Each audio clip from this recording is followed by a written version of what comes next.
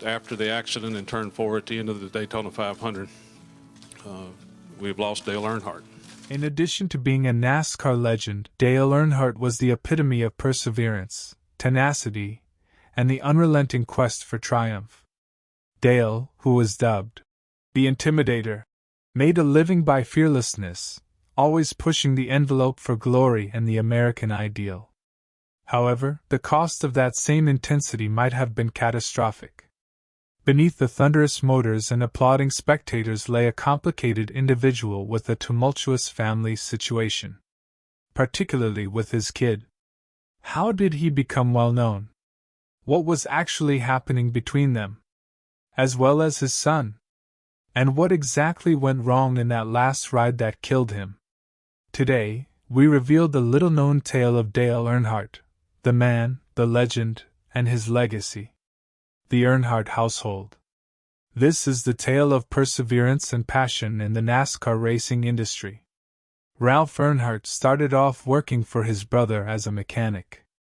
And his legendary son, Dale Earnhardt, currently his grandson, Dale Earnhardt Jr., is a NASCAR standout as well. This tale spans multiple generations, starting with Ralph, who encountered many challenges to Dale Jr.'s various accomplishments. Born in North Carolina in 1928, Ralph Earnhardt came from a very low-income household and was forced to work in a cotton mill as a young child to help his impoverished family, but he had always wanted to drive a race car. He started competing in dirt track races after saving enough money to purchase a race car.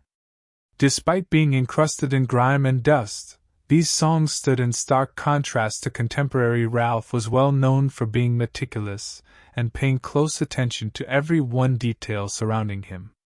He consistently demanded that his car be kept clean and in good condition, even if most of the time it was parked on dusty dirt tracks. This diligence began to pay off, and he was acknowledged and given sponsorships, which allowed him to race full-time. Ralph sped for a long time and achieved numerous races and titles, making him one of the greatest prosperous drivers of his generation. Overall, his tale is similar to the motivational myths of the American dream, demonstrating that everything is achievable with perseverance and ingenuity. On April 29, 1951, Dale Earnhardt was born in the center of this racing culture, in North Carolina's Kannapolis.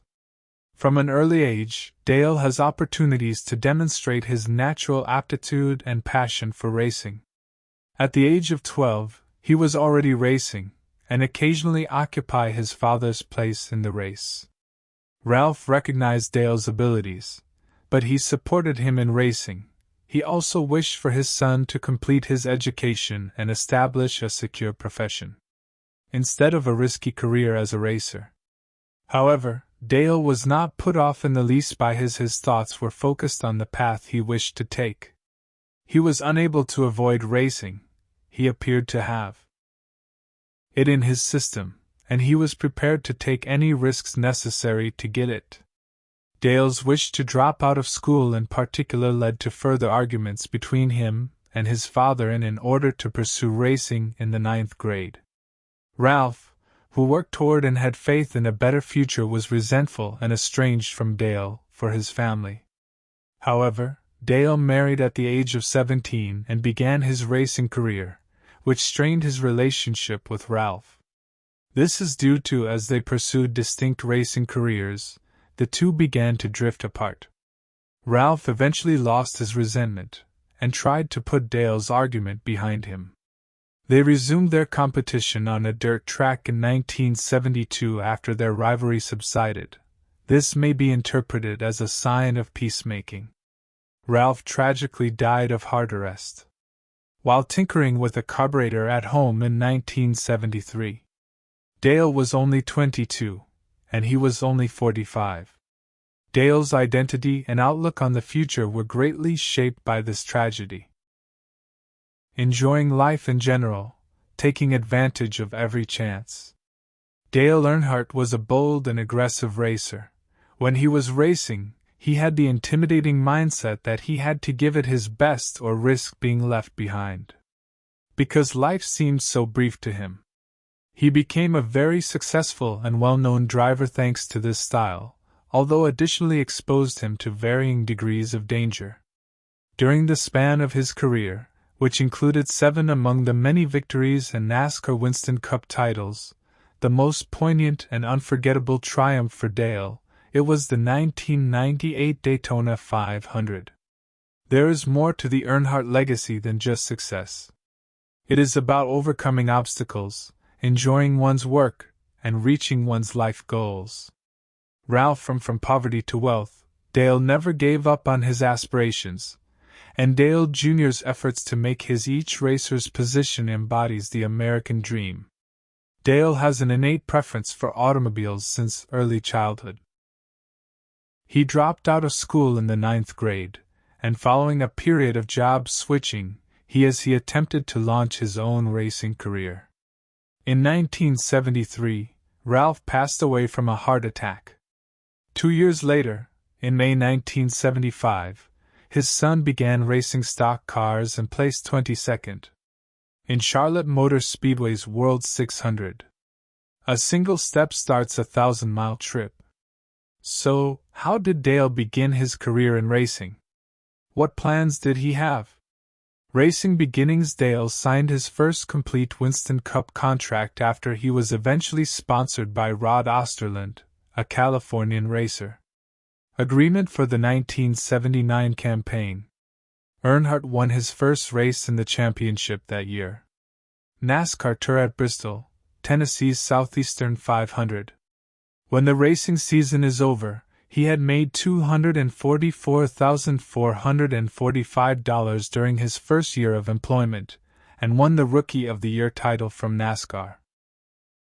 The subsequent year was even more productive for Earnhardt, who won his first NASCAR season points title in his career, won the Winston Cup title, but only by a narrow defeat to the more seasoned Cale Yarborough.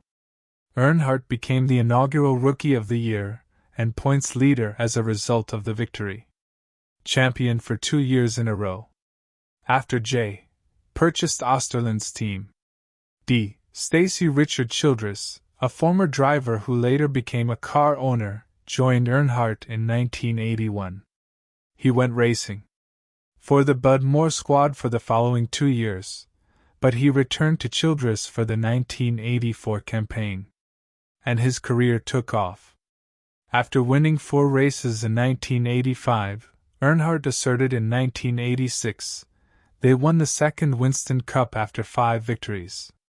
Within the upcoming year, Earnhardt achieved his 3rd title, won 11 races, and further improved his statistics. However, early in his racing career, he was unable to avoid controversy and was thought to be sometimes careless.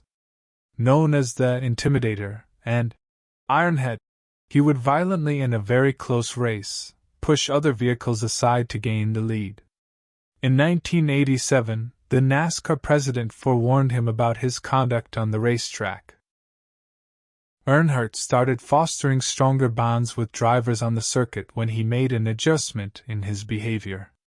He continued to be successful on the track, winning his 4th Winston in 1990 championship, in addition to earning $3,083,056.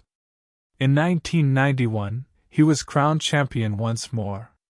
His winning streak ended in 1992 as a result, when despite this, Earnhardt was able to come in at number 12 in the overall rankings. Won a 2nd championship the year after. Earnhardt scored his 9th career goal in 1994. Triumph in his home state of North Carolina's AC Delco 500 to match Richard Petty for winning the most Winston Cups. This is the 3rd time in 5 years that no one could disagree that he was the unquestioned king of stock car racing, and he won over $3 million. In the 1990s, additional recordings persisted to accumulate points for Earnhardt even though he failed to win another championship. In 1996, he became the 3rd driver to start 500 straight, joining an exclusive group of Winston Cup racers. Races. He exceeded $30 million in career earnings the following year. The most money a race car driver has ever made. The sole race that had escaped Earnhardt's grasp, the Daytona 500, a prominent stock car racing event held in Daytona, was held until this year. Florida. He competed multiple times, but a mechanical device eliminated his chances of winning. Malfunction, an incident, or another factor. Earnhardt's performance in the event was a complete disaster. In 1997, but returned in February 1998 to win at Daytona for the first time in the 20 years he had participated, breaking a run of 59 straight races without a victory. In that year, he was 9th overall in points the following season, 7th the season after that, and ranked 2nd. He finished in the top 10 20 times in 22 seasons of circuit racing. Ralph Earnhardt and his son Dale were not close and were involved in a lot of disputes. Ralph envisioned Dale having a stable future with a solid education, and Dale had a balanced career and a passion for racing. It led to a lot of friction between them, particularly after Dale quit school in the 9th grade to pursue racing full-time. Ralph was clearly disappointed. He had had financial difficulties and thought that his family's lives would be altered by schooling. He desired for Dale to be unique, to avoid the difficulties he had faced throughout his life. But as both of them, they drifted apart as they carried on with their racing business.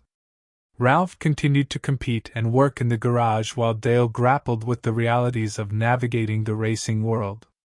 Despite their differences, they had considerable respect and regard for one another. On speaking terms, Ralph's personal experiences must have taught Dale everything there is to know about essential for hard labor, commitment, and race. In 1972, their rivalry started when they had a competition on the dirt track, one-on-one. It allowed them to communicate and, as a result, make amends after going through what a horrible event. It was a time of acceptance and sharing since both parties saw how their lives were driven by desire. Regretfully, they did not reunite for very long. Ralph passed away of a heart attack. This tragedy had a profound impact on Dale and strengthened his resolve to continue with his own racing career, fulfilling his father's desire. Consequently, his father's early death significantly affected Dale's perspective on racing. Due to his strong combative behavior on the track, they gave him the moniker, the Intimidator. This mindset, along with his conviction that life was brief, so to succeed, one had to put in a lot of effort. This strategy enabled him to attain great success, however led to a number of negative outcomes, including the collision that killed him. Dale Earnhardt's vehicle collided with the wall during the Daytona 500 race's last stage. The racer passed away tragically. It created controversy in the racing community and sparked concerns about the safety protocols inside NASCAR. It was revealed less than a week after Dale's passing that the lap Dale's harness's belt had broken, suggesting that a better one would have saved his life. This discovery raised a lot of awareness and pressure to improve safety protocols in the sport. Due to pressure, Simpson Performance Products owner, Bill Simpson, was compelled to step down. However, Orlando Sentinel sports writer Ed Hinton said that paying attention to the seat the disputed belt was unnecessary. Hinton attempted to acquire the autopsy reports on Dale, but was blocked by Teresa Earnhardt, Dale's widow, who had the autopsy records, sealed by an order from the court. This choice simply served to fuel conjecture and debate regarding the events that resulted in Dale's demise. At last, an outside expert reviewed the post-mortem findings and said that a malfunctioning seat belt was not the cause of Dale's death. By itself, discovered that insufficient head and neck support had been a significant contributing factor in the incident's mortality. Simpson Performance Products was cleared by this conclusion, however, also brought attention to a crucial omission. It was unexpected that the Hans, which stands for head and Dale, did not wear the neck support device that NASCAR had advised. NASCAR later mandated the use of the Hans device by drivers and implemented additional safety measures that have helped to a reduction in sports-related deaths. Being famous is not always simple, and when it has an impact on your everyday life. How did Dale Jr. become famous back then? How Dale Earnhardt Jr. became famous on October 10, 1974, Dale Earnhardt Jr. was born. Has always been encircled by racing and is located in Kannapolis, North Carolina. As anticipated, the renowned Dale Earnhardt Jr.'s son had a natural affinity for racing. But he had a heavy weight of figuring out how to break out from his father's control and establish himself in NASCAR. Determination, skill, and the desire to honor his family and create a new path for he described the rise to prominence of this actor. Dale Jr. has been interested in cars since he was a young boy. Racing. After switching from go-karts to stock cars, he was able to hone his abilities and acquire a required background.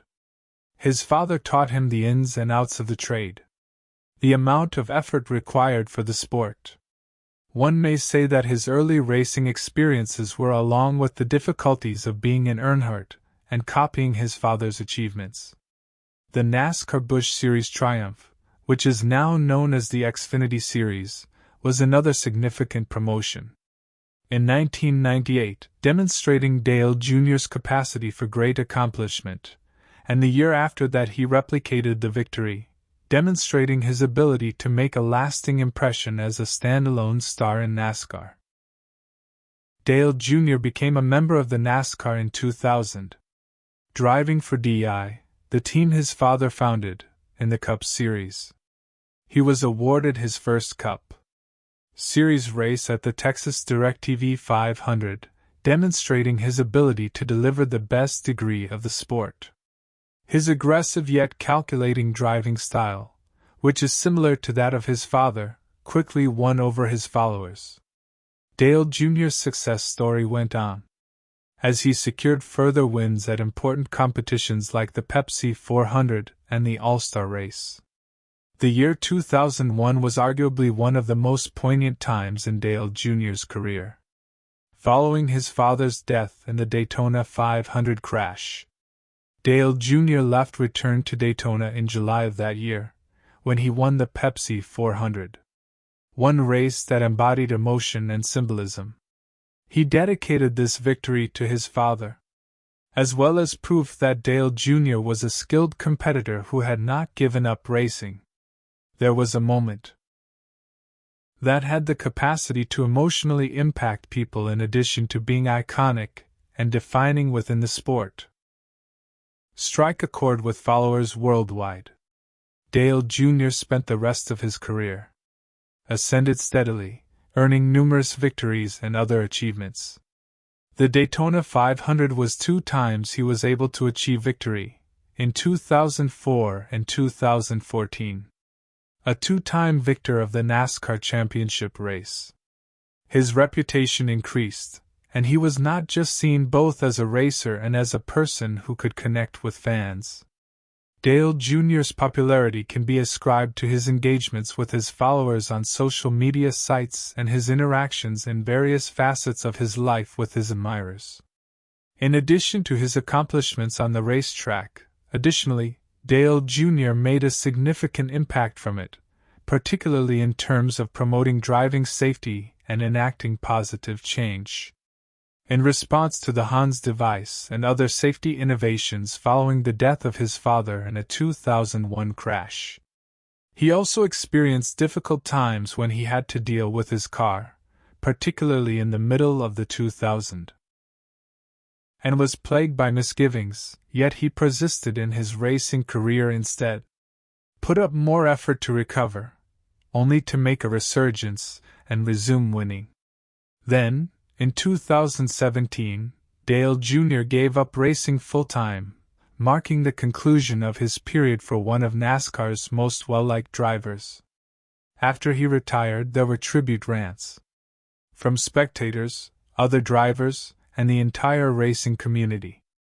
Dale Jr. helped with the growth of the sport with his on-track triumphs as well as his role as a driver who represented NASCAR and inspired drivers of the future. Despite having more than enough money for years, when Dale Jr. finally had enough, what was he saying? Additionally, who is in possession of the able and able to take his place? Earnhardt. Dale Jr. leaves NBC Sports NASCAR broadcasts. Who will take his place? NBC Sports said in a statement that said it will no longer feature Dale Earnhardt Jr. in its NASCAR broadcasts. The Athletic article ends Earnhardt's tenure at NBC, when he was hired as after leaving full-time racing in 2017, he became an analyst in 2018. Earnhardt, a NASCAR A15-time most popular driver and Hall of Famer, he had frequently appeared on the show booth working with analysts Jeff Burton and Steve Letarte, as well as play-by-play guy Rick Allen. An NBC representative thanked Earnhardt for his work in a statement to Forbes, highlighting in NASCAR as well as serving as a reporter for other events like the Kentucky Derby, Indianapolis 500, Olympics, Super Bowl, and more. Dale Earnhardt Jr. is a well-liked personality in NASCAR circles and has recently played a significant role with NBC Sports. We value Dale and his services, and we want the best for him in the future. The statement continued. Additionally, Earnhardt had previously said that he hasn't decided whether to extend his contract with the NBC, which was set to stop working at the end of 2023. I'm still attempting to determine. What? For me, that process looks like, Earnhardt stated. Being in the broadcast booth is something I truly enjoy, and wish to keep doing that, Busch stated in his Zoom interview regarding his voice work. All of NASCAR's TV partners have been the subject of some excellent discussions. My house and my beloved people at NBC, and I would really like to rejoin them. We'll see how that goes, but for now, I truly don't work in the broadcasting industry. Furthermore, he is partially involved in ownership of JR Motorsports, which takes part in several more smaller series, including Xfinity Series by NASCAR. He owns his own multimedia company and occasionally competes in the series. Dirty Mo Media has expanded over the past many years. Earnhardt's podcast is titled Dale Jr. Download, which was broadcast in a condensed form on NBC. However, it is now a show on the internet. It is primarily available for viewing on YouTube. Regarding Earnhardt's future, it's still unknown. The Athletics leaked article mentioned a potential move to Amazon Prime. Warner Bros. Discovery. The first 14 NASCAR races will be televised by Fox Sports season due to the recently signed 7-year media rights agreement. 5 races will be available on Amazon. Present the following 5 on TNT and the Max's BR Sports section on its Prime Video service. Streaming platform. NBC will broadcast the final 14 races, including 4 on the main NBC channel, while USA Network will broadcast the remainder. Additionally, the new media rights agreement modifies the practice and qualifying sessions in the Cup Series in a significant manner. In addition to the Daytona 500, NASCAR All-Star Race, and Clash exhibitions, these events will be exclusive to the first half of the season on Amazon Prime. During the second semester, Warner Bros. Will have them available for viewing. True TV Broadcast and Discovery Max. We're now curious to see who might replace Earnhardt in the NBC booth. IROC's most Kevin Harvick, a recently retired driver, has already committed to Fox Sports. Kurt Busch departed due to his injuries. He will not be racing full-time in 2022. He was previously the pit reporter for a number of Xfinity races and their truck series. He works as an advisor for 23XI Racing at the moment, but has expressed interest in a TV position. Bush was asked in a 2023 interview if he would accept a TV role if one is available. "I would think about it," he remarked. "The Cup shows television content. I would like to be there and be a part of it. I'm open to anything and am game." The current challenge for NBC Sports is to develop analysts who are as well liked and informed as like Earnhardt. Fans will be wondering who will take his position as a result of this enormous hole. Soon, the new employee must blend in nicely with